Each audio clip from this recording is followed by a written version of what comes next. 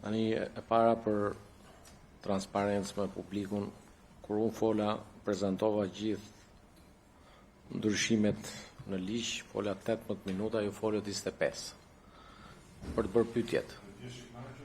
Kështu që mos bëni si puna e atij që thoshte bëni si them unë, mos bëj si bëj unë. Kaloj me radhë tek pyetjet. Ju referuat raportit të Data Centrum, unë mendoj që raporti duhet parë si një lajm shumë i mirë për Shqipërinë. Edhe një element tjetër që ndoshta kaloi pak pa u vënë re, përmes cilit kuptuam dhe kush është mesatarja e shpenzimeve që ka një turist në Shqipëri. Nga raporti del është një vlerë prej 761 euro, që nuk është pak, pra një vlerë mesatare. Dhe po ta shumëzojmë të për numrin e turistëve, kuptojmë se sa shumë puna duhet për të luftuar evazionin, informalitetin, në mënyrë që të rrisim të ardhurat në buxhetin e shtetit dhe mbi të gjitha ta bëjmë turizmin si një sektor përfitimi më të gjerë ekonomik. Pra, duhet kuptojmë që dhe qasja e qeverison ka qenë që duke forcuar, le të themi, turizmin, forcojmë ekonominë, po përmes forcimit të ekonomisë të përfitojnë dhe ata që kanë më shumë nevojë, dhe në rastin fjalë, siç e keni vënë re, qasja jonë është që sa më shumë të ardhur përfitohen nga turizmi, kryesisht të kanalizohen edhe si një mbështetje për pensionistët apo shtresat e tjera në nevojë.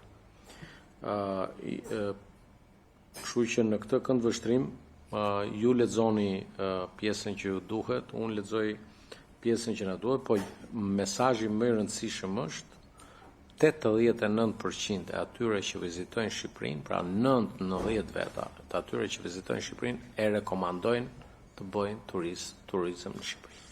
Pastaj, se Shqipëria sipas jush, zonja Zhupa, nuk pas ka tren, kjo është një përgjegjësi pastaj që shtrihet në kohë, po në fakt tani më jemi pothuajse në përfundim të rivendosjes së linjës sekurodore dhe të trenit në Shqipëri. Unë besoj që vjet duhet kishte mbaruar sipas Belinda Ballukut.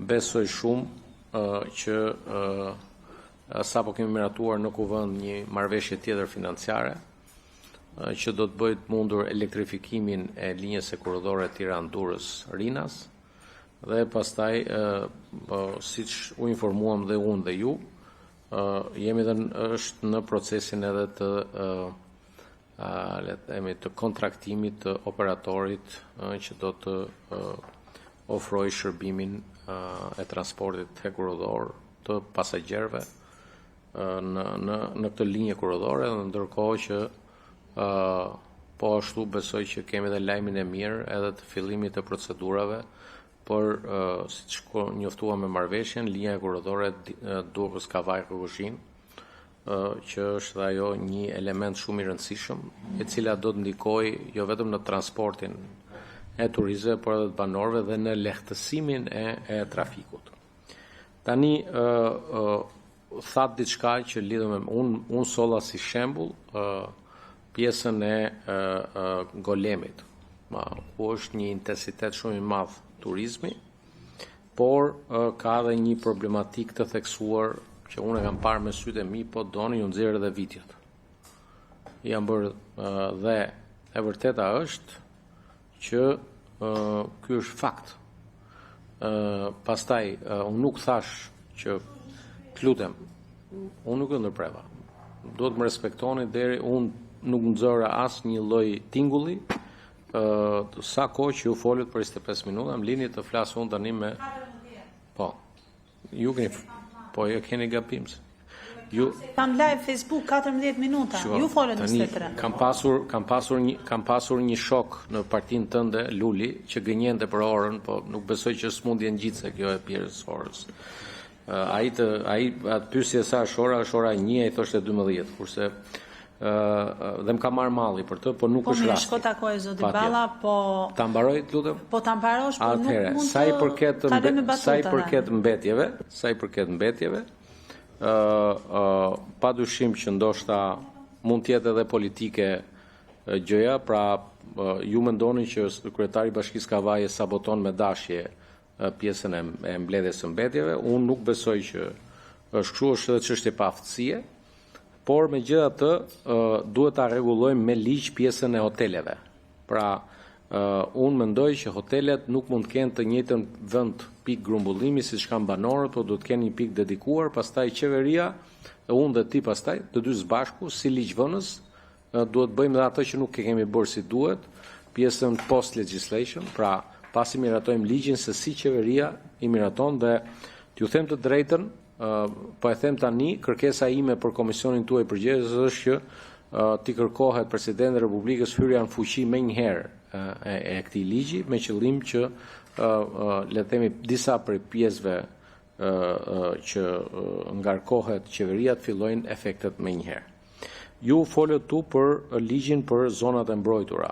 Edhe mendoj zonja Zhupa që ky komision është komisioni duhur për ta filluar një transparencë të gjithë kësaj historisë së gënjeshtrave dhe të larje duarve nga përgjegjësitë që lidhen me vendimet që janë marrë për zonat e mbrojtura në Shqipëri. Juve personalisht, edhe si deputet e Vlorës, ju kam parë shumë të jeni shumë aktive lidhur për shembull me pjesën e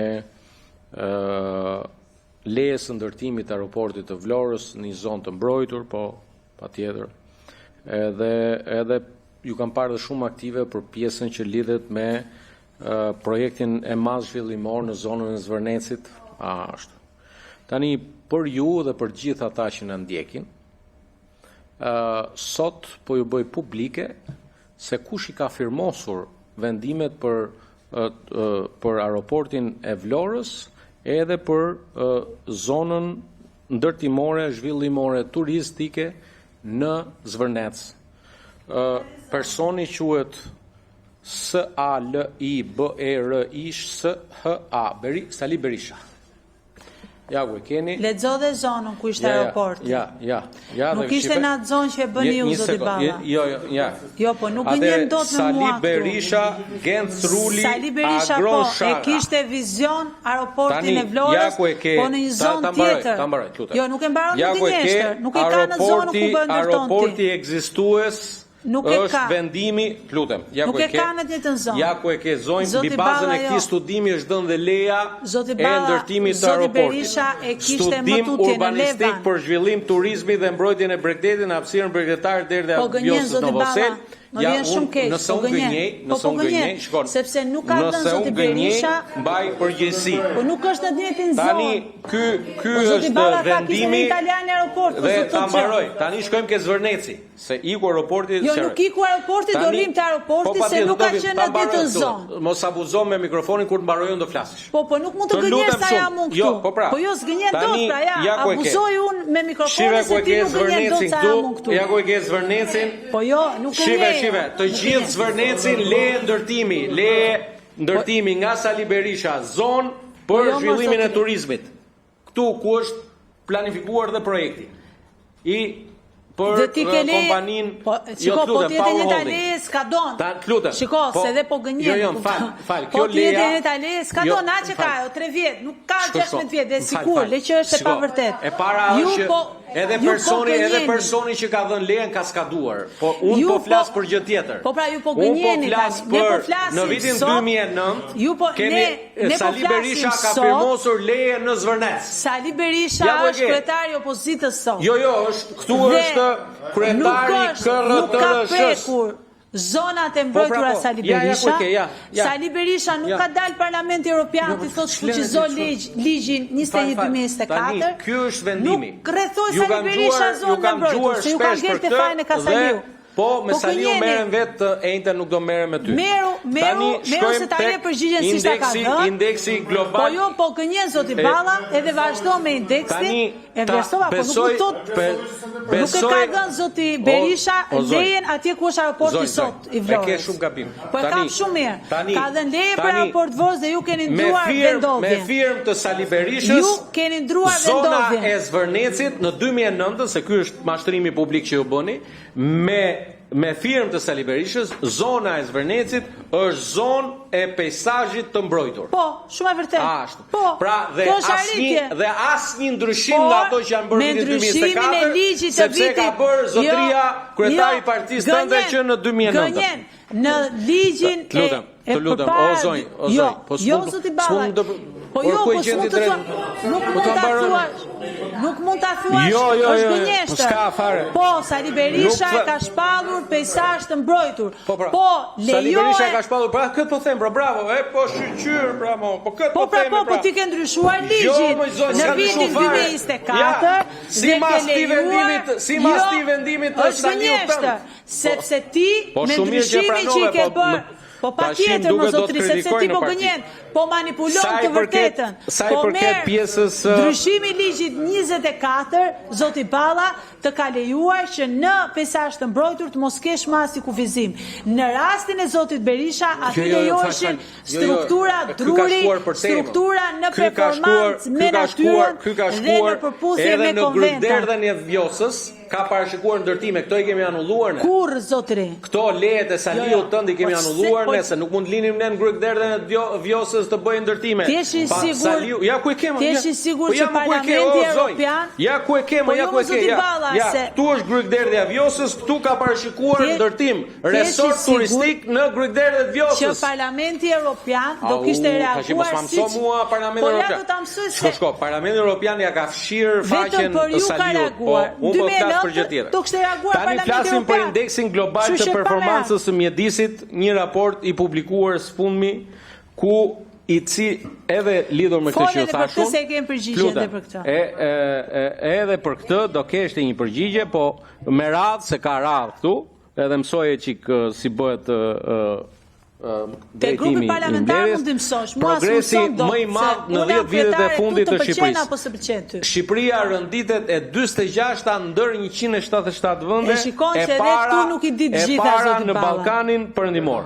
U shqetësove këtu për prishjet e IKMT-s dhe e ndërlidhe të lutem. Shqipëria në gjithë botën në vitin 2010. Në 10 vitet e fundit kemi bërë progres. Raportet duke i krahasuar me kohën e Berishës me që e ke merak. Aty mbau ti se mirë ka qenë në 2010 zoti Balla. Po nuk është korrekte. Po jo, po s'është korrekte të gënjesh. Po ti mbaroj unë ktheti.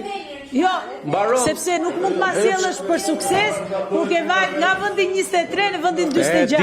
E di që je në pozitë vështirë, po nuk kam çfarë të bëj. Po jo, pozitë e vështirë ke ti. Nuk të ndihmoj dot, nuk të ndihmoj dot. S'ka në pozitë vështirë. Sa i përket operatorëve turistik. Zonjë, u shqetësuat për operatorët turistik, për pjesën e hedhjes së mbetjeve dhe e ripërsëritet edhe një herë. Ndërkohë që për një çështje tjetër që po ashtu shprehet shqetësim, a do të operoj IKMT-ja apo IMT-ja Tiranës apo të tjerave në bashki për urdhra prishje në sezon turistik. Në fakt, nëse lexoni formulimin e nenit 30, mendoj që aty gjendet përgjigja. Pra, Këshilli i Ministrave mund të urdhërojë pezullimin e punimit ndërtimin e zonave turistike gjatë sezonit turistik për të garantuar zhvillimin e qetit. Njëjtë rregull vlen edhe për aktivitetet e tjera të lidhura me punimin e ndërtimit në rast ato zhvillohen në këtë brez. Pra, punime ndërtimi mund të jenë edhe punime për prishje. Pra, njëjta gjë vlen edhe për punimet e kësaj natyre, por ligji ka saktësuar se si do të operohet. Zonat konkrete që i nështrohen pezullimit, të cilat përcaktohen në secilën bashki. Më ndiq. Pra, në secilën prej bashkive do të ketë Shqipëria nuk është se ka i dallim si shtat ju, Italia e Jugut dhe Italia e Veriut me sezone turistike, pavarësisht se qëllimi ynë është shkojmë për një sezon turistik më të zgjatur, po ka dhe një pjesë sezoni turistik të intensifikuar. Kështu që llojet e punimeve dhe aktivitetet që nështrohen pezullimit, kohën e fillimit dhe përfundimit pezullimit sezonal, duke marrë konsiderat të dhënat përvojën e viteve të mëparshme apo përshmëritë mbi fluksin e turistëve muaj pas muaji.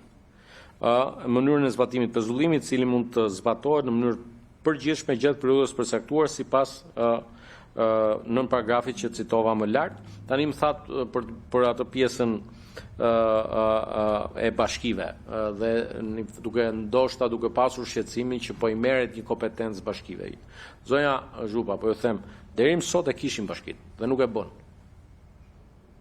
Pra bashkit e kishin, ka pasur një vendim shihet ministrave i cili kërkonte dhe ju thatë pastaj që ka operatorë që lejohen, operatorë që nuk lejohen, e ngriti dhe një deputet kolegu Kliti Hoti në komisionin tjetër, tha që tha se ka dhe operatorë ndërtimorë që operojnë, ka dhe... Atëherë, për t'i dhënë në fund kësaj historie, po ndërhyhet me ligj. Dhe besoj që për gjitha ata pastaj që identifikojnë raste shkeljesh, mos kallëzimi i krimit është po ashtu vepër penale, një lloj si ai që kryen një vepër penale. Po unë besoj që do ta fitojmë të betejë, natyrshëm duke intensifikuar edhe le të themi një pjesë që nuk e bëjmë si duhet, ndoshta ne si kuvend, është pjesa e komunikimit publik të legjislacionit që miratojmë dhe të njohjes qytetarëve me legjislacionin që miratohet. Lejet për hotelet dhe lejet për pallatet, ajo dihotomia që u krijua, unë nuk po them që një pallat nuk mund të aplikojë për të transformuar në një hotel. Kjo ekziston pothuajse në të gjithë botën një drejt dhe nuk e pengon këtë ligj që po sjellim. Unë po them që ne të vendosim disa rregulla sipas modeleve më të mira europiane që kur aplikon për hotel, ta aplikosh, pra ti aplikon për një hotel me 5 yje që tek arkitekti të fillojë të planifikohet, pra edhe projekti të jetë për hotel me 5 yje. Ju i dini fare mirë, janë disa problematika që lidhen me sipërfaqen e dhomës, mënyrën edhe gjithçka tjetër që besoj që duhet i ketë në vëmendje edhe Agjencia e Zhvillimit Territorit edhe të gjithë aktorët e tjerë të përfshirë. Sa i përket kategorizimit, sepse edhe për këtë pjesë patët 2 herë ndërhyrje, për sa pjesës yjeve, besoj që bijem dakord, duhet bëj një qartësim që mos ketë keq kuptime. Nuk është se nuk i kemi në ligj. Pra pjesën e kategorizimit, po të pikëzimit, të yllëzimit, nëse doni ta quani, por kemi sjell rregullime që mendoj që vinë në mbështetje të gjithë institucioneve të përfshira në këtë pjesë, me një rol udhëheqës që ka Ministria përgjegjëse për turizmin. Dhe këtu pastaj saktësohet që pse ju thatë, pse qeveria, pse ministri, mendoj që pas kuvendit që miraton ligjin, autoriteti tjetër i dytë në hierarki është Këshilli i Ministrave, kemi përcaktuar që të bëhen me vendim Këshilli i Ministrave, ku ministri propozues është ministri i turizmit për të përcaktuar, për të marrë dhe gjitha modelet më të mira që u thanë këtu. Lidhur me regjistrin elektronik të klientëve, kush do ta menaxhojë, kjo është vendimmarrje e qeverisë. Por ne vendosim parimin e detyrimit për të lidhur në rrjet, pra të gjithë operatorët turistik që funksionojnë nga 1 deri në 5 yje, po dhe të tjerët, duhet që të bëjnë të disponueshme me njëherë sapo personi akomodohet, dhe ju e dini të gjithë këtu të paktën kanë qëndruar një herë në një hotel kudo në Europë, nuk mund të marrë bësh check-in dhe nuk mund të marrish qelsin e dhomës pa bërë regjistrimin e personit në sistem. Dhe prej atij momenti ti identifikohesh për vendodhjen dhe për gjithçka tjetër për shumë arsye. E njëjta gjë duhet ndodhet edhe në Shqipëri. Ajo që fatkeqësisht ndodh në një pjesë të madhe, se një pjesë e kanë bërë ndërkohë, është që në mëngjesin e ditës tjetër shkon njëri, merr një copë letër aty, emër mbi emër, vetë sa emra kujdo qefi dhe shkon ke policia dhe ta kanë fjetë mbrëm tek hoteli. Kështu që kjo gjëja nuk mund të vazhdojë më, duhet të jetë gjë komplet. Dhe krijimi i këtij regjistri elektronik klientëve ka shumë përparësi dhe faleminderit edhe juve që ishit shumë dakord. Tani shkojmë ke një element tjetër që mendoj që është ndër çështjet thelbësore të ligjit dhe besoj që këtu pastaj do ju bëj dhe ju që ta mbështesni edhe sikur mos doni ndryshimet që kemi sjellë në ligj, sepse kemi shkruar shumë qartë diçka për të cilën ju thatë që po luftoni fort, edhe ju nxis ta luftoni edhe më fort, sepse themi ndalohet vendosja gardheve, mureve, barrierave apo çdo pengesë tjetër fizike të përhershme të përkohshme që kufizon, pengon akses dhe lëvizje në plazhe, në rër, në det. Kështu që quheni ju edhe ju si një fitore pjesën e ndalimit të gardheve, të mureve, të barrierave, dhe bashkë edhe me flamingot, për cilët kam shumë respekt, për sogat nuk kam respekt, për flamingot i dua shumë, edhe si zog i pastër që nuk rrinë shumë, nuk ushqehen me shumë problematika si s'po i them me emër, kështu që në këtë këndvështrim ju ftoj që të kuptoni qëllimi ka qenë që subjekti që ushtron veprimtarinë stacion plazhi duhet garantoj aksesin lirë të pandërprerë dhe lëvizjen lirë publiku drejt bregut detit. Se ku i teket shqiptarit të huajt për shkuar në det, është dëshira e tij se deti është i gjithëve. Dhe kjo historia që del njëri aty që zë gjithë plazhin dhe një qytetar i thjesht mos ketë mundësi të shkojë në det, do t'i bie rrumbullak, kjo gjë merr fund, edhe pastaj ku të shihni gardhe mas miratimit të këtij ligji, bëni një fotografi dhe denoncojeni tek numri i policisë shtetit apo tek policia bashkiake më afërt dhe pas miratimit të ligji, kjo është e palishme, kështu që me këtë rast edhe ai gardi i Zvërnecit apo gardhet të tjera që u bën si le të themi simboli i një zemrate deri diku të justifikuar, përfshirë ajo akt dhune i pa pranueshëm ndaj një qytetari protestues, të shkojmë dhe e bukura me qenë se ju e përmendët dhe kolegë të tjerë, e bukura e këtyre 50 ditëve ka qenë që protesta filloi mbi një akt dhune të patolerueshme dhe më vjen mirë të konstatoj që dhunuesi është ende pas hekurave. Në ky është një rast për të bërë shembull gjithë ata që guxojnë të bëjnë dhunë.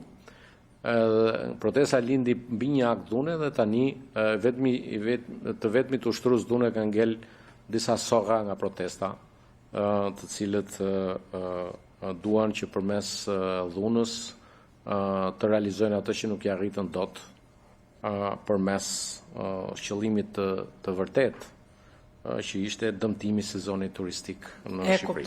Kështu që prandaj zonja Zhupa, të nderuar antar të këtij komisioni, kemi futur dhe një element tjetër që siç u thash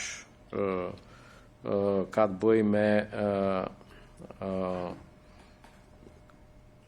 pjesën e ndërshkimit, kush nuk i zbaton të rregulla, ka dhe disa gjoba të planifikuara këtu që mendoj unë edhe po të ishin këtu them dhe nuk jam i kënaqur me veten se do doja të ishin çik më tashpra, po bazuar mbi parimin e proporcionalitetit. Mendoj që janë gjoba të cilat garantojnë një forcë të zbatimit të parashikimeve të ligjit. Edhe njerë shumë faleminderit për dëgjueshmërinë tuaj. Na falenderon fund, lutem se s'kemi mbarë.